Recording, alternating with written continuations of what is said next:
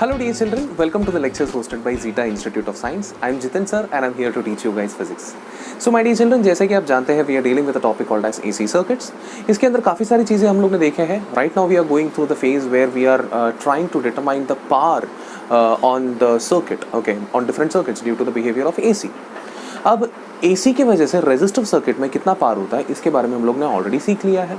Okay अभी हम लोग इस पर्टिकुलर वीडियो में हम लोग सीखने वाले हैं कि कैपेसिटिव प्योर कैपेसिटिव सर्किट और प्योर इंडक्टिव सर्किट में एसी बिहेवियर की वजह से कितना पावर होता है ये हम लोग सीखेंगे. Okay let's come back. So my dear children, मान लीजिए सबसे पहले मैं कंसिडर करूंगा प्योर इंडक्टिव सर्किट. ये रहा आपके सामने इंडक्टिव सर्किट. अब इंडक्टिव सर्किट की अगर बात करें तो मान लीजिए मैंने जो ईएमएफ कनेक्ट किया that is nothing but E naught sine omega t. Okay उसके अलावा जो भी करंट फॉर्म हो रहा है वो current is actually, if you remember, current is basically I naught sine omega T minus pi by 2. ये आया कहां से था? इसका एक्चुअल एक्सप्रेशन था I naught actually minus of I naught cos omega t. इसका एक्चुअल एक्सप्रेशन तो ऐसे था minus of I naught cos omega t and इसमें से हम लोग ने ये डिराइव किया था. चलो इसका मतलब ये तो समझ लेते कि ये ईएमएफ का एक्सप्रेशन था और ये करंट का एक्सप्रेशन था. तो वापस सेम स्टोरी जैसे हम लोग ने पिछले वीडियो में मैंने आपको ऑलरेडी सिखाया है कि रेजिस्टिव सर्किट का पावर कैसे होता है. तो वो वहां पर जो भी प्रोसीजर फॉलो किया सेम टू सेम प्रोसीजर यहाँ पर हम लोग रिपीट करने वाले हैं. Let's proceed further. Instantaneous power निकालने की कोशिश करते हैं. सो इंस्टेंटेनियस पावर जो होगा that will be nothing but instantaneous EMF multiplied by instantaneous current. इन दोनों को अगर मल्टीप्लाई करेंगे तो हमें आंसर मिलेगा minus E naught I naught sine omega t multiplied by cos omega T.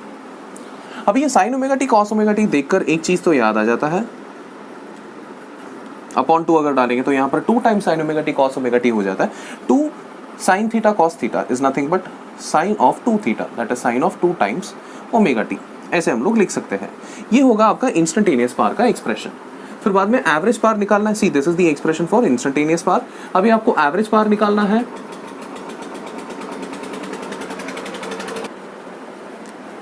तो that will be nothing but integration of, जैसे कि हम लोग ने डिस्कस किया, ऊपर क्या होगा, work done due to work done in one cycle,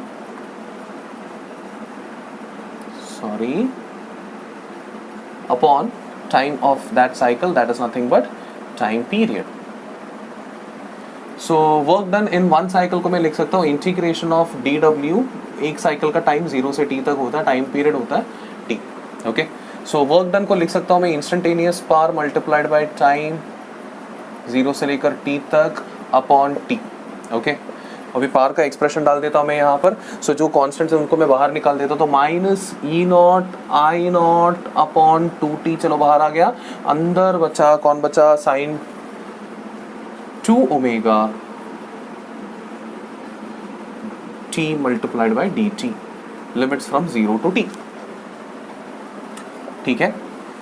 sign का इंटीग्रेशन, साइन का इंटीग्रेशन होगा minus cos. So I will be writing this expression as p average will be equal to minus E naught I naught upon 2t. ये minus cos का minus बाहर निकाल के इधर प्लस हो जाएगा. That means cos 2 omega T upon coefficient जो भी था 2 ओमेगा, लिमिट 0 से लेकर t तक. सब्स्टिट्यूट करते हैं. ये 2 ओमेगा को भी इधर लेके आता हूँ. So E naught I naught upon 4 omega T.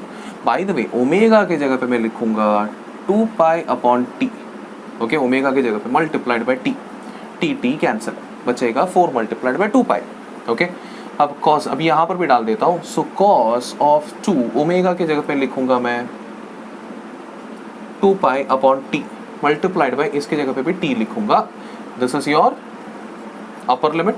Minus lower limit में कॉस 0 डाल दूंगा. सो क्या होगा यहाँ पर, t और t दोनों कैंसिल हो जाएगा तो कॉस ऑफ 4 पाई बचेगा. ओके अब कॉस 0 का जो वैल्यू होता है क्या होता है, 1 होता है. तो कॉस 2 पाई का क्या वैल्यू होगा, वो भी 1 ही होगा. कॉस 4 पाई का वैल्यू क्या होगा, वो भी 1 ही होगा.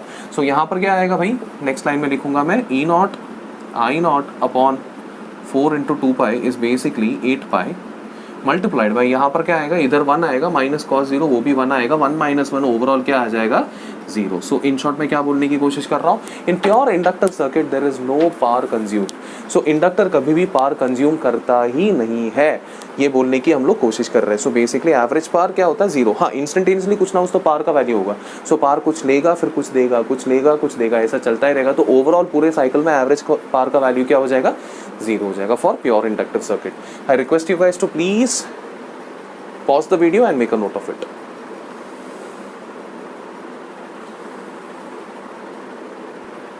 My dear children, I believe आप लोगों का हो गया है। नेक्स्ट हम लोग डिस्कस करेंगे कि प्योर कैपेसिटिव सर्किट आपके सामने आएगा तो हम उसको कैसे टैकल करेंगे। ये रहा प्योर कैपेसिटिव सर्किट आपके सामने, इसमें कैपेसिटर है, इसमें आपने ईएमएफ दिया है जिसका वैल्यू होगा E naught sine omega t. Okay, अब इसमें तो आप जानते ही हो कि हम लोग ने इसके पहले वाले वीडियोस में प्रूव किया है कि इसके करंट का एक्सप्रेशन जो होगा that will B sign omega T plus pi by two. ये प्लस पाई बाई टू है तो ये बेसिकली इवॉल्व कहाँ से हुआ था, ये इसके पहले कॉस था, cos omega t without a negative sign. Inductive circuit में नेगेटिव साइन आया था, यहाँ पर नेगेटिव साइन नहीं है। सो अगर देखा जाएगा तो ईएमएफ यहाँ पर साइन है, करंट यहाँ पर कॉस है, जो इंडक्टिव सर्किट में भी ऐसे ही था, बट उसमें सिर्फ एक नेगेटिव साइन का डिफरेंस था। दैट मीन्स पूरा का पूरा डेरिवेशन सेम ही रहेगा, सिर्फ वो एक एक्स्ट्रा नेगेटिव साइन को हम लोग को अवॉइड करना पड़ेगा। जैसे कि यहाँ पर नेगेटिव नहीं होगा बल्कि पॉजिटिव होगा, यहाँ पर भी पॉजिटिव होगा। दैट मीन्स इंस्टेंटेनियस पावर का expression as it is same to same रहेगा आपके सामने। अभी एवरेज पावर निकालना है, सेम टू सेम फॉर्मूला हम लोग को वापस यूज करना है। एंड यहाँ पर भी अगर आप देखेंगे तो सिर्फ और सिर्फ ये नेगेटिव साइन नहीं आएगा, पॉजिटिव रहेगा। एंड ये साइन एज इट इज रहेगा। इसके इंटीग्रेशन में जो नेगेटिव आएगा वो नेगेटिव बाहर की तरफ रहेगा, अभी पॉजिटिव नहीं होगा वो। पिछली बार ये एक नेगेटिव ऑलरेडी था, नया नेगेटिव आया तो दोनों नेगेटिव मिलके पॉजिटिव हो गए थे। इस बार नया नेगेटिव अकेला रहेगा, पुराना नेगेटिव नहीं रहेगा। सो ये नेगेटिव साइन नीचे की तरफ कैरी फॉरवर्ड हो जाएगा, लेकिन बाकी पूरा कैलकुलेशन सेम टू सेम रहेगा। एंड एंड में आंसर आपको एवरेज पावर उसका भी क्या मिलेगा, जीरो ही मिलेगा। That means I am trying to say that pure inductive circuit या प्योर कैपेसिटिव सर्किट में पावर कंज्यूम नहीं होता, एवरेज पावर हमेशा जीरो होता है। My dear children, please pause the video and make a note of it. I believe आप लोगों ने लिख लिया है। सो इस पर्टिकुलर वीडियो में मैंने आपको सिखाया है कि प्योर इंडक्टिव सर्किट और प्योर कैपेसिटिव सर्किट में पावर कितना होता है। इंस्टेंटेनियस पावर भी सिखाया मैंने और एवरेज पावर भी सिखाया। एवरेज दोनों में जीरो होता है, इंस्टेंटेनियस दोनों का एक्सप्रेशन सेम ही होता है, एक में नेगेटिव होता है तो एक में पॉजिटिव होता है, इतना डिफरेंस होता है। सो माय डियर चिल्ड्रन, इस वीडियो के लिए इतना ही काफी हो जाएगा। नेक्स्ट वीडियो में मैं आपके सामने पूरा कॉम्बिनेशन दिखाऊंगा। सो रेजिस्टिव सिखाया, कैपेसिटिव सिखाया, इंडक्टिव सिखाया, अब पूरा कंबाइन करके मैं आपको नेक्स्ट वीडियो में सिखाने वाला हूँ कि उसका पावर कितना होने वाला है। So that's all for this particular lecture. This is Jiten sir, teaching for Zeta institute of science. Bye bye, take care.